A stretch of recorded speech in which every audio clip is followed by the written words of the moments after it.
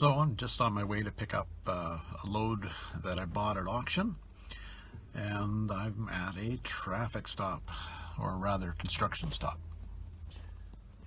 And yeah, so I'm just doing the introduction now. This is update 151, and like I said, I'm on my way to pick up a load. So we'll show you the load and everything at well, after this video, or after this clip, and we'll show you the goodies that I've picked up at the thrifts as well, because I plan to do that after picking up this load. So yeah, anyway, looks like we're about to go, so I'll have to sign off for the moment, and just be prepared, stay tuned. So I'm back at the traffic stop, or the construction zone, and well, last time the truck that was ahead of me, it turned out to be a garbage truck, and in the heat, of course, it reeked. So I had to follow it, unfortunately, for several miles, and ended up almost gagging. But yeah, pleasant. Picker hazard, I guess you could say. Anyway, yeah, usually you don't find garbage trucks on the highway, but this one was. Was pouring rain here just shortly ago, as you can see. We've got rain streaming down, and yeah, got the load. Got the cabinet and such in there, and got some tin trim, a little cabinet, that two-piece cabinet you see in the back there, built in the 1920s, but I need knobs for it, and I just sold a whole bunch of glass knobs that would have been perfect for it. So now I got to find knobs somewhere. I'm gonna have to buy knobs again. Find knobs. The knobs that are on it are a little too modern, so I'm gonna go with an older style. Like I said, it was apparently built in the 20s, so need some glass as well, but I'd like to find some salvage glass, some old glass for it, because that's what's in it. So anyway, got a wool winder as well, as you can see in the front seat, and yeah, that's about it. I had planned to do a on the road video with a new camera I've got, just a car camera with charger and such that a friend gave me, but yeah, unfortunately the van is now shaking like crazy on the front due to kind of cupping on the tires, so I'd end up with a shaky video, so I didn't bother. So I didn't think you wanted to see vibration for an hour or something. Anyway, so stay tuned for the unboxing, and I'll also show you the stuff that I'm hopefully going to pick up in the future at some thrifts in the next city.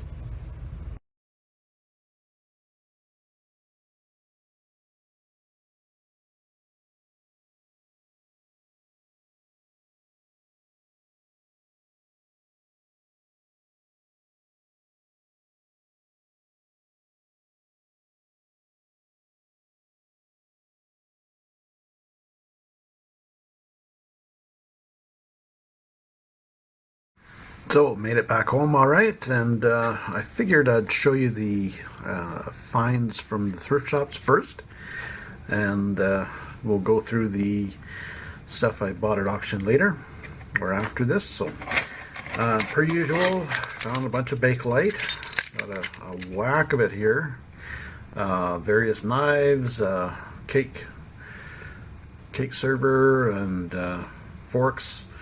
Another little cheese server knife as well, but anyway, a lot of Bakelite handled stuff again, and another Bakelite handled tray as well in that red, which is good.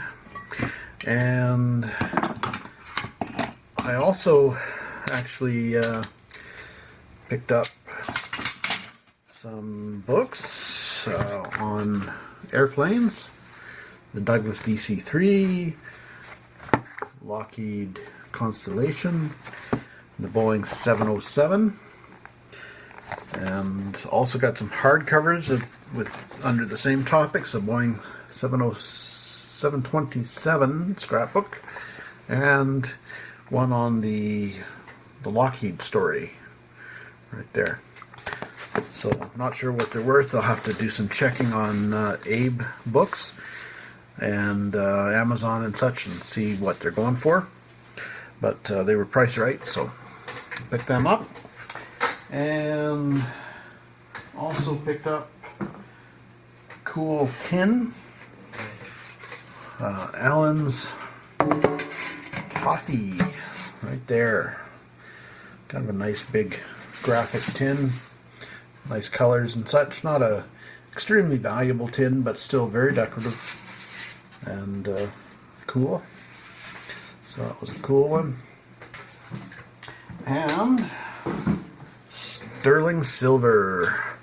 Got another sterling silver dish that is weighted. There's plaster in these. It's quite heavy, but most of it will be plaster inside.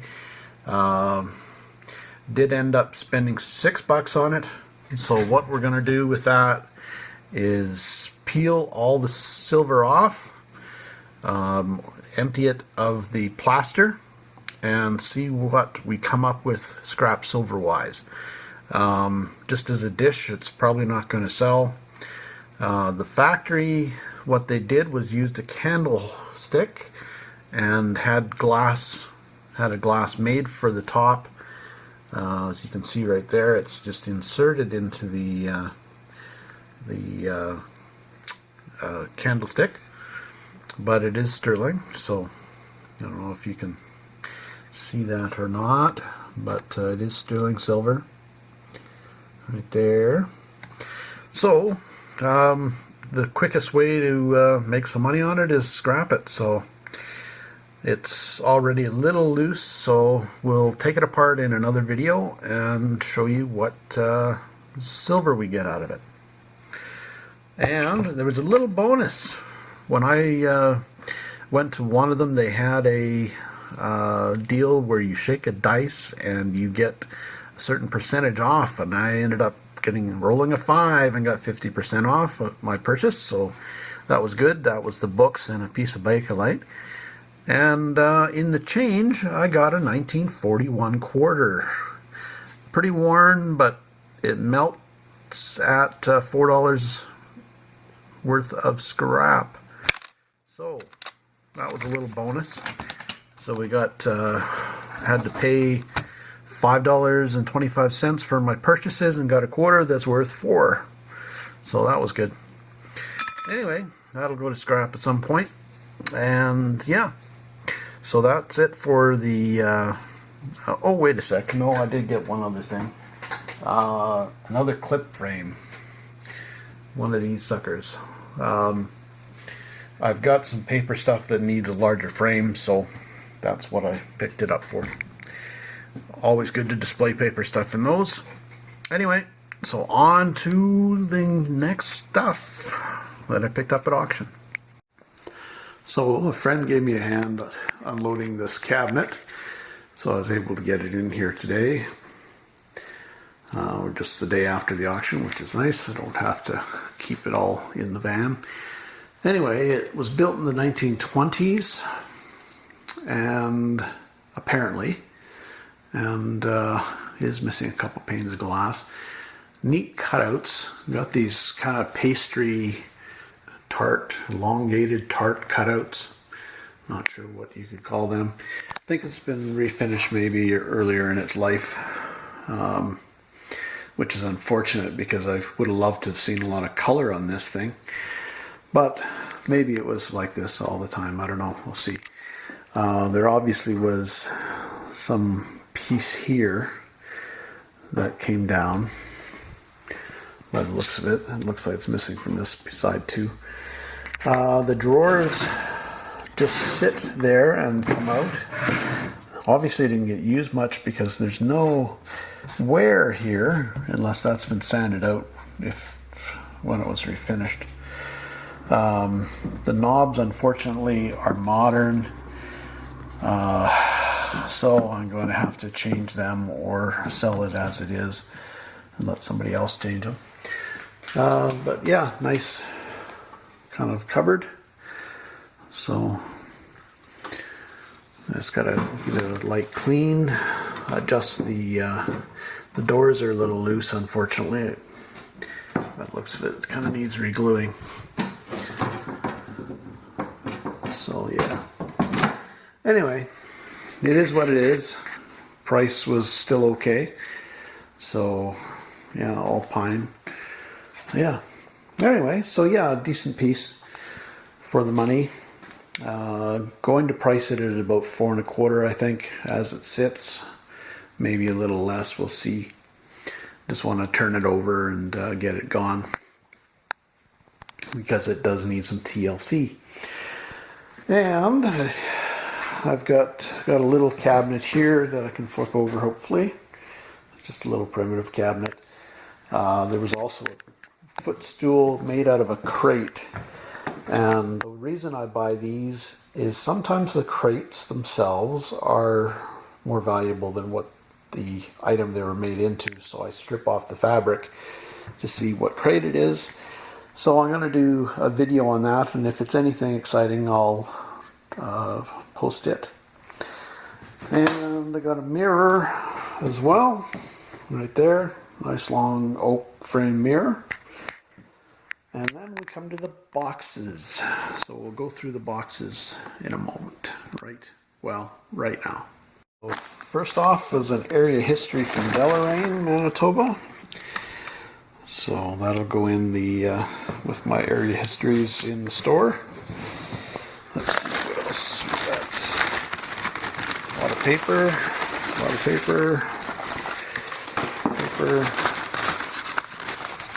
Oh, okay. And we got targets for the big black lamps. These are the targets that are meant to go on them. So they're the big black railway lamps. I gotta find a place to put them here. Hang on a sec, guys. There we go.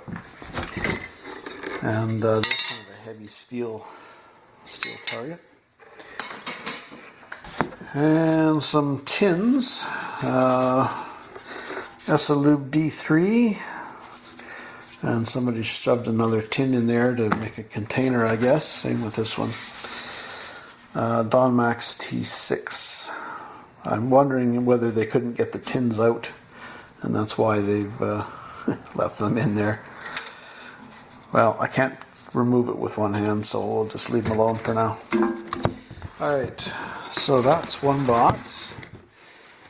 Yep, that's it. That was a short-lived box.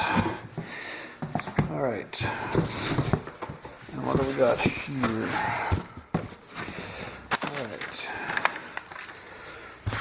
let's see, Calbrand baking powder. It's vintage. Yeah, it's kind of cool. They haven't changed their box much though. Bird's custard. These were in a lot of things, and I actually bought it for the shredded wheat box. But I see there's no bottom to the shredded wheat box. That's kind of disappointing. But that's what I bought it for. Kind of, it displays neat. Shredded wheat. Oh well. Anyway, the price was right on it. And what we got here? Oh, it's a bottle. Watkins Liniment bottle, and it's a modern one. That'll go into a thrift shop box, I think. Don't need it. Okay, what else we got here? Oh, this was cool.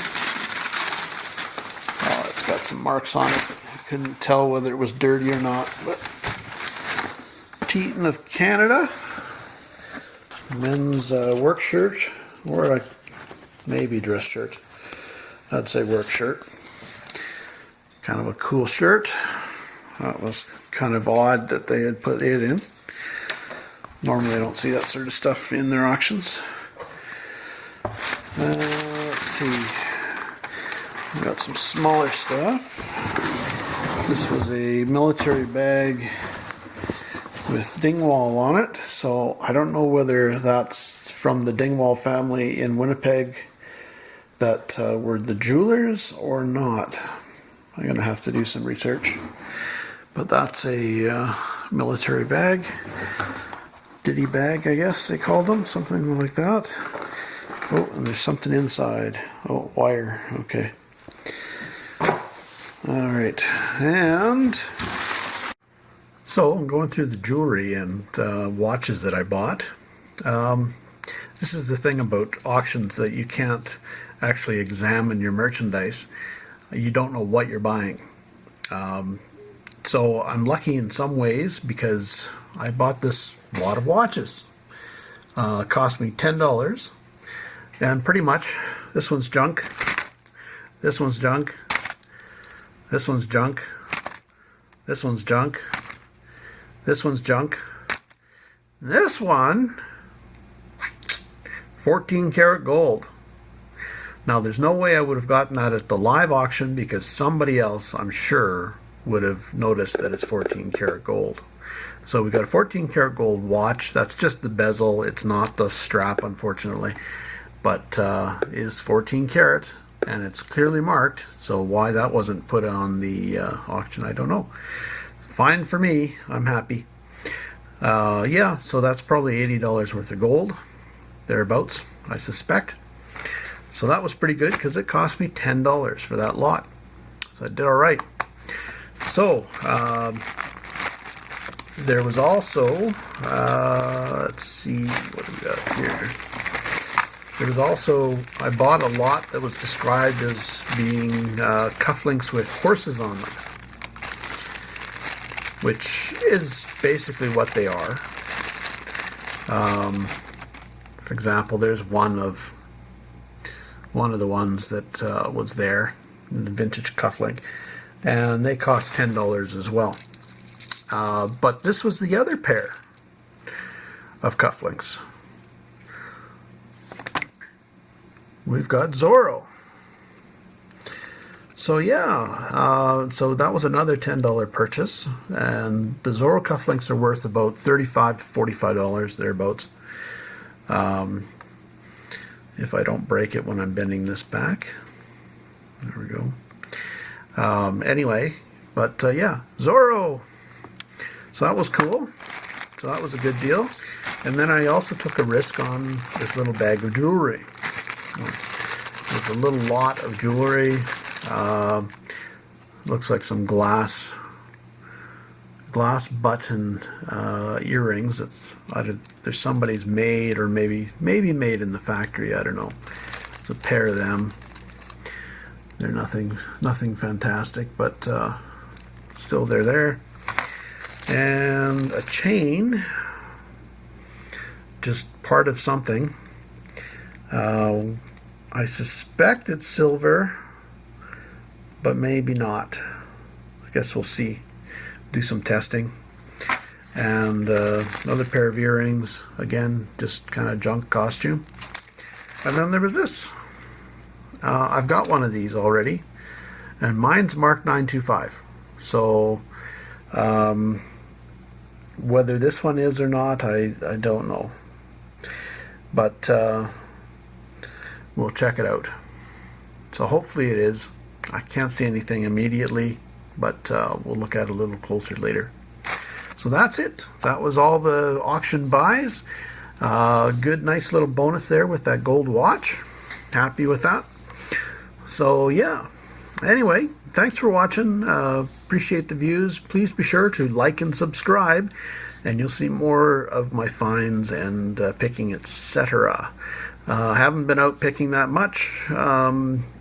Nothing that I've photographed yet or done video for. Although some old past picks, I do have old pick videos up. There's a couple kicking around there, so do search for them and try to check them out. Anyway, thanks again for watching. Take care.